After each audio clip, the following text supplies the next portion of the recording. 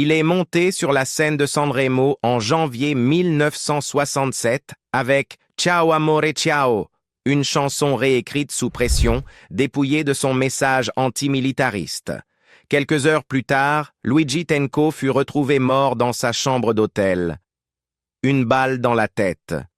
La lettre d'adieu accusait un système musical corrompu. Mais pourquoi aucune autopsie n'a-t-elle été pratiquée? Pourquoi personne n'a-t-il entendu le coup de feu? Et pourquoi l'arme n'était-elle même pas enregistrée à son nom? Plus de 50 ans plus tard, le mystère continue de hanter l'histoire de la musique italienne. Que s'est-il réellement passé pour Luigi Tenco cette nuit-là? L'artiste qui refusait de faire des compromis? Luigi Tenco est né en 1938 à Cassine, une petite ville du nord de l'Italie. Dès le début, sa vie fut marquée par l'incertitude. Il n'a jamais connu son père. Officiellement, il portait le nom de Giuseppe Tenco, un homme mort dans un accident du travail avant la naissance de Luigi. Mais des rumeurs circulaient selon lesquelles il serait l'enfant d'une relation extra-conjugale entre sa mère et un riche employeur. Imaginez grandir avec une telle question sans réponse suspendue au-dessus de vous. Sa mère déménagea ensuite la famille à Gênes, où elle tenait un magasin de vin. Cette boutique devint un petit centre culturel. Luigi absorbait tout, les conversations, la musique, la poésie. Il apprit seul la guitare, la clarinette et le saxophone. Il n'était pas flamboyant. Il n'était pas un homme de spectacle. Il observait. Au lycée, il forma un groupe de jazz avec de futures stars comme Bruno Lausi et Gino Paoli. Il faisait partie de ce qui serait plus tard connu sous le nom d'École génoise, des auteurs-compositeurs-interprètes. Intellectuelle, introspective, influencée par la chanson française et le folk américain. Mais Luigi se distinguait. Ses paroles étaient directes, épurées, honnêtes au point de mettre mal à l'aise. Lorsqu'il déclara un jour « Si je suis de bonne humeur, je n'écris pas de chansons, je vais faire un tour ». Ce n'était pas une exagération poétique, c'était un autodiagnostic. En 1962, sa chanson « Cara Maestra » critiquait l'hypocrisie sociale et l'Église. Elle fut interdite. Il fut suspendu de la RAI pendant 2 ans. D'autres chansons furent censurées parce qu'elles étaient jugées trop sexuellement explicites ou moralement provocatrices.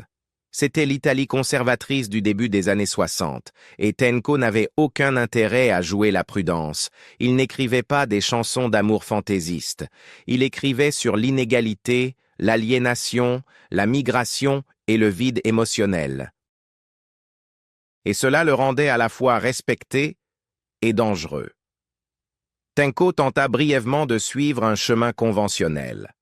Après avoir terminé le lycée à Gênes, il s'inscrivit en ingénierie électronique à l'université. Ce n'était pas par passion, c'était pour faire plaisir à sa mère Teresa et à son frère aîné Valentino. Comme beaucoup de jeunes Italiens dans la société d'après-guerre, on attendait de lui qu'il poursuive une carrière respectable. Être auteur, compositeur, interprète n'était pas considéré comme un véritable métier. C'était un risque. Mais la réalité de la salle de classe entrait en conflit avec son monde intérieur. Tenco échoua 2 fois au très difficile examen de géométrie analytique et projective sous la direction du professeur Eugenio Giuseppe Togliatti, frère aîné du leader communiste Palmiro Togliatti. Espérant réorienter sa voie, il passa aux sciences politiques. Il ne présenta que 2 examens avant d'abandonner discrètement. Sa véritable éducation se déroulait ailleurs. Tenco dévorait les livres, le cinéma et la musique. Il jouait de la clarinette, du saxophone, de la guitare, tout en autodidacte. Il écrivait déjà des textes qui ressemblaient davantage à de la poésie. Il étudia le cinéma, joua dans le film de 1962 La Cucagna et commença à collaborer à des bandes originales. Il contribua également à faire connaître son ami Fabrizio De André au grand public avec La Ballata dell'Héros, une poignante chanson antimilitariste. Au milieu des années 1960, Tenco avait sorti plusieurs disques sous différents labels, Ricordi, Jolie et RCA. Il était connu pour sa pureté artistique, mais pas pour un succès fulgurant dans les classements. Il vendait bien moins de disques que ses pairs. Des noms comme Gianni Morandi ou Rita Pavone dominaient les ventes. Mais Tenco s'était forgé une réputation auprès des critiques et des autres artistes comme un parolier d'une rare intégrité. Des chansons comme Mi sono innamorato di te et Un giorno dopo l'altro reflétaient une profonde maturité émotionnelle. Il écrivait sur l'amour, non comme un fantasme, mais comme un échec, une confusion, une dépendance. Un giorno dopo l'altro, utilisé comme thème pour Il commissario Maigret, sonnait davantage comme une élégie que comme une chanson d'amour. Il défiait aussi les normes politiques italiennes. Tenco était ouvertement antimilitariste et socialement critique. Dans Esse ci diranno, il rejetait le fascisme, la guerre et la haine raciale. « Non, non, non, non » chantait-il dans le refrain contre toute tentative de faire taire la dissidence. Dans le climat conservateur de l'Italie d'après-guerre, où les médias étaient étroitement contrôlés et où l'Église exerçait encore une influence sur la RAI, c'était un terrain dangereux. Ses paroles attirèrent les censeurs. Cara Maestra lui valut une interdiction de la RAI pendant 2 ans. I aussi fut bloqué parce que jugé trop sexuel. Una brava ragazza scandalisa les moralistes en glorifiant une femme sans repentir. Mais Tenco n'était pas intéressé à se conformer. Il voulait réveiller les consciences. Il écrivait sur l'aliénation, le désenchantement et l'identité, des thèmes qui reflétaient l'évolution de la culture jeunesse italienne des années 1960. En 1966, il était devenu une figure connue parmi les artistes intellectuels d'Italie, mais pas une star. Et pourtant, en janvier 1967, il se retrouva propulsé sur la scène la plus grand public du pays, le Festival de musique de Sanremo. Il ne voulait pas y être, et il avait peut-être pressenti que cela le détruirait. La femme au cœur de la tempête. Luigi Tenco rencontra Dalida pour la première fois à Rome durant l'été 1966. Il était un auteur-compositeur réfléchi et tourmenté, à la fin de la vingtaine, encore en quête de reconnaissance auprès d'un public qui préférait les refrains accrocheurs aux protestations poétiques. Elle était déjà une légende. Née au Caire sous le nom d'Iolanda Gigliotti, élue Miss Égypte en 1954, est devenue une star internationale grâce à sa voix saisissante, sa beauté et son magnétisme émotionnel. Parlant couramment le français, l'italien et l'arabe, Dalida avait conquis les hit-parades dans plusieurs pays. Elle était audacieuse, glamour, adorée. Lui était réservé, engagé politiquement et visiblement mal à l'aise sous les projecteurs. Leur rencontre ne fut pas seulement romantique, elle fut cinématographique, et pour la presse, irrésistible. Les organisateurs du festival saisirent rapidement l'opportunité d'associer ces deux opposés lors du prochain festival de Sanremo. Tenco avait écrit une chanson, Lividi Tornar, une pièce antimilitariste austère décrivant le retour des soldats du front vu à travers les yeux d'une femme. Sanremo jugea les paroles trop brutes. Tenco la réécrivit sous le titre Ciao Amore, Ciao, en déplaçant le thème vers l'émigration et le désenchantement. L'histoire d'un homme quittant son village pour chercher une vie meilleure, pour ne trouver que déception et ruine spirituelle. Mais le désespoir demeurait. Ils interpréteraient chacun la chanson en solo, conformément aux règles de Sanremo, bien qu'ils répétassent ensemble. Le public les voyait non seulement comme un duo, mais comme des amants. Leurs apparitions à Rome, Paris et Milan étaient suivies de près par les chroniques mondaines. Des rumeurs de fiançailles circulaient, et après la mort de Tenco, Dalida elle-même confirma qu'ils avaient prévu de se marier après le festival. Selon les propres mots de Dalida, les sentiments étaient dévorants. Dans des interviews bien des années plus tard, elle qualifia Tenco de « l'amour de ma vie ». Dans l'une de ses confessions les plus émouvantes, elle évoqua la nuit de sa tentative de suicide, le 26 février 1967, exactement un mois après sa mort. J'étais sereine, dit-elle. Je n'avais qu'une seule pensée en tête. Luigi. J'étais prête à le retrouver.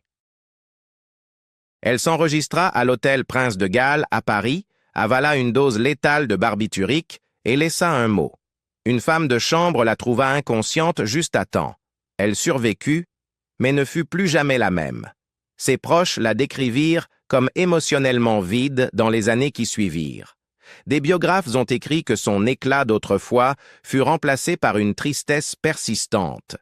Elle termina ses concerts avec « Ciao amore, ciao » pendant 7 ans, cessant seulement lorsque ses producteurs insistèrent pour qu'elle choisisse quelque chose de moins tragique. Mais tout le monde ne croyait pas à cette romance.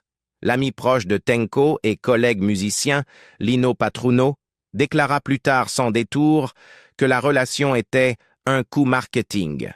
Selon lui, ce rapprochement avait été orchestré par les producteurs afin d'accroître la couverture médiatique et d'augmenter la visibilité des deux artistes.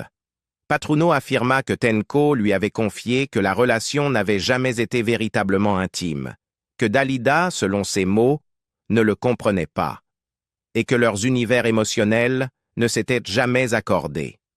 Cette théorie prit de l'ampleur dans les années 1990, lorsque de nouveaux éléments apparurent.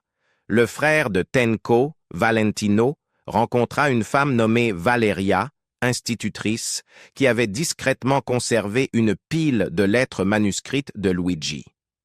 Ces lettres, datées entre 1964 et 1966, racontaient une autre histoire. Tenco y désignait Valeria comme son seul véritable amour et décrivait des fiançailles intenses et secrètes dont le public n'avait jamais eu connaissance. Selon ces lettres, Valeria l'avait quitté quelques mois avant Sanremo, peut-être sous la pression de sa famille ou de supérieurs soucieux d'éviter le scandale en raison de sa notoriété croissante et de son mode de vie anticonformiste. Dans ses lettres, Tenco décrivait son état de désespoir et mentionnait Dalida, mais pas avec tendresse. Dans l'un des passages les plus cités, il écrivit « Dalida est une distraction maladroite.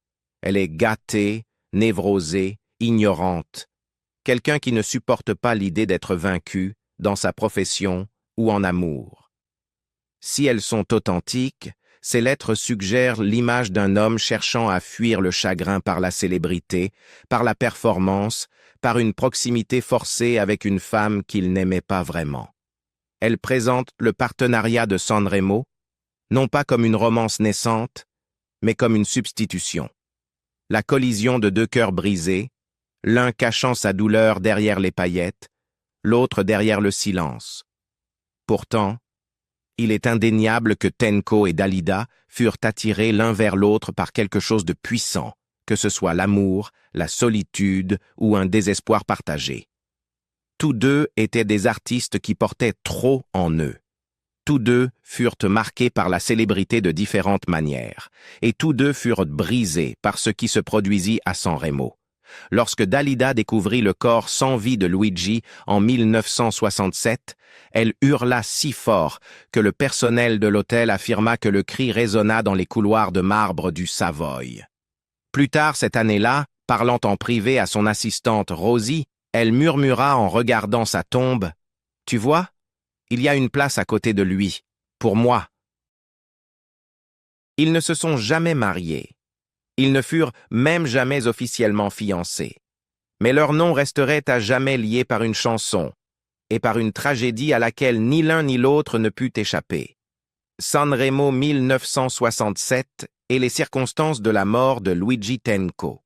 En janvier 1967, Luigi Tenco participa à la 17e édition du Festival de Sanremo, associé à Dalida pour interpréter « Ciao amore, ciao ».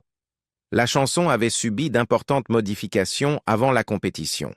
Initialement intitulée « Li vidi tornare » et écrite comme une ballade antimilitariste, elle fut retravaillée sous la pression des organisateurs afin d'aborder les thèmes de l'émigration, du désenchantement et de l'espoir perdu, toujours socialement pertinents, mais moins politiquement sensibles pour une audience de prime time. Tenco interpréta la chanson en premier. Selon plusieurs témoignages, il avait consommé des barbituriques et de l'alcool avant de monter sur scène, possiblement en raison d'un trac ancien et persistant. Sa prestation fut décrite comme plate et émotionnellement détachée, contrastant nettement avec l'interprétation ultérieure de Dalida. La performance ne convainquit pas le jury, ne recevant que 38 voix sur environ 900, et la chanson fut immédiatement éliminée de la compétition. Dans les heures qui suivirent le résultat, Tenco manifesta une frustration visible. Des proches rapportèrent qu'il était convaincu que le processus de vote avait été manipulé, peut-être au profit d'artistes soutenus par des maisons de disques plus influentes. Il aurait confié son intention d'organiser une conférence de presse pour dénoncer des interférences politiques et la corruption au sein de Sanremo. Ces propos furent tenus lors de conversations privées avec d'autres musiciens et professionnels du secteur. Plus tard dans la soirée, il dîna avec Dalida, son ex-mari et manager Lucien Maurice, ainsi que d'autres invités. Les témoins décrivirent un homme renfermé et tendu. Il quitta la réunion plus tôt que prévu et retourna seul dans la chambre 219 de l'hôtel Savoy. Peu avant 2 heures du matin, le 27 janvier 1967, il fut retrouvé mort d'une balle dans la tête. Une note dactylographiée fut découverte sur sa table de chevet, signée à la main. Tenco y déclarait avoir passé 5 ans à tenter d'offrir des chansons sincères au public et affirmait mettre fin à ses jours en signe de protestation. Il décrivait le système du festival comme corrompu et indigne, tout en précisant qu'il n'était pas fatigué de la vie elle-même. En quelques heures, sa mort fut officiellement déclarée comme un suicide. Toutefois, l'enquête qui suivit fut limitée et demeure controversée. Aucune autopsie ne fut pratiquée. Aucun test à la paraffine ne fut réalisé pour déterminer si Tenco avait tiré lui-même le coup de feu. Le pistolet retrouvé sur les lieux, un Walther PPK, n'était pas enregistré et aucune analyse balistique complète ne fut menée à l'époque. Le magistrat instructeur accepta publiquement la thèse du suicide presque immédiatement, avant même l'achèvement de tous les examens techniques sur place. La note ne fut pas incluse dans le premier rapport de police et aurait circulé entre plusieurs personnes avant d'être versée au dossier. Des questions furent soulevées quant à sa chaîne de conservation. Des experts graphologues consultés des décennies plus tard furent divisés. Certains y voyaient une cohérence avec l'écriture connue de Tenco, tandis que d'autres relevaient des anomalies de syntaxe, de pression et de grammaire, y compris des fautes d'orthographe jugées improbables chez un parolier réputé pour sa précision. La blessure d'entrée fut enregistrée près de la tempe gauche. Tenco était connu pour être droitier. Bien que des expertises réalisées dans les années 2000 aient conclu que la trajectoire de la balle était compatible avec un suicide, l'absence initiale d'une autopsie complète laissa des interrogations quant à la plausibilité exacte de l'angle du tir. D'autres doutes concernèrent l'arme elle-même. Certains spécialistes en balistique affirmèrent que la douille retrouvée sur les lieux ne correspondait pas aux spécifications d'un Walther PPK. D'autres soulignèrent que la documentation insuffisante de 1967 rendait toute analyse ultérieure difficilement concluante. De plus, aucun client de l'hôtel ne signala avoir entendu un coup de feu cette nuit-là. Si l'acoustique des lieux ou l'usage éventuel d'un silencieux peuvent théoriquement expliquer ce silence, ce détail alimenta davantage l'incertitude. Les photographies de la scène montrèrent le corps de Tenco dans une position jugée inhabituelle par certains observateurs, les jambes partiellement coincées sous un meuble. Un employé des pompes funèbres affirma plus tard que le corps avait été déplacé avant l'arrivée des experts médico-légaux et repositionné pour la documentation officielle. Cette déclaration, non vérifiée, contribua à renforcer la perception d'irrégularité. L'enquêteur principal, Arrigo Molinari, confirma initialement la conclusion du suicide. Cependant, des décennies plus tard, lors d'une interview télévisée, il revint sur ses propos, qualifiant l'événement de meurtre collectif et évoquant des défaillances systémiques dans l'enquête. Peu de temps après cette apparition, Molinari fut assassiné dans une affaire distincte sans qu'aucun lien formel avec l'affaire Tenco ne soit établi, mais alimentant les spéculations. En 2005, sous la pression de l'opinion publique et des médias, l'affaire fut officiellement rouverte. Le corps de Tenco fut exhumé pour de nouvelles analyses médico-légales. Les résultats confirmèrent la conclusion initiale. La trajectoire du tir était compatible avec une auto-infliction, et aucune preuve concluante d'une intervention tierce ne fut trouvée. Le suicide demeura la conclusion officielle. Malgré cela, les soupçons persistent. Des théories alternatives continuent de circuler. Certains avancèrent l'hypothèse d'un vol ayant mal tourné après qu'il aurait prétendument gagné de l'argent dans un casino. D'autres évoquèrent un crime passionnel impliquant des personnes proches de Dalida. Une troisième théorie suggéra qu'il aurait été réduit au silence avant de révéler des pratiques corrompues liées aux opérations internes de Sanremo. Aucune de ces hypothèses n'a été étayée par des preuves directes, mais aucune n'a été définitivement réfutée non plus. L'affaire est aujourd'hui juridiquement close, mais culturellement non résolue. L'absence de procédure d'enquête standard en 1967 a laissé des lacunes probatoires que les investigations ultérieures n'ont pu combler entièrement. En conséquence, la mort de Luigi Tenco demeure pour certains une tragédie personnelle, pour d'autres une conspiration, et pour beaucoup, un mystère durable. L'onde de choc culturel. Ce qui suivit la mort de Luigi Tenco s'avéra déterminant, non seulement pour sa postérité, mais aussi pour la manière dont l'Italie allait redéfinir son identité culturelle et artistique à la fin des années 1960 et au-delà. Immédiatement après la tragédie, les médias et les milieux artistiques italiens réagirent avec stupeur, mais pas avec silence. Parmi les hommages les plus précoces et les plus marquants figura celui de son ami proche, l'auteur-compositeur Fabrizio De André. Quelques jours seulement après la disparition de Tenco, De André composa et publia Preghiera in Gennaio.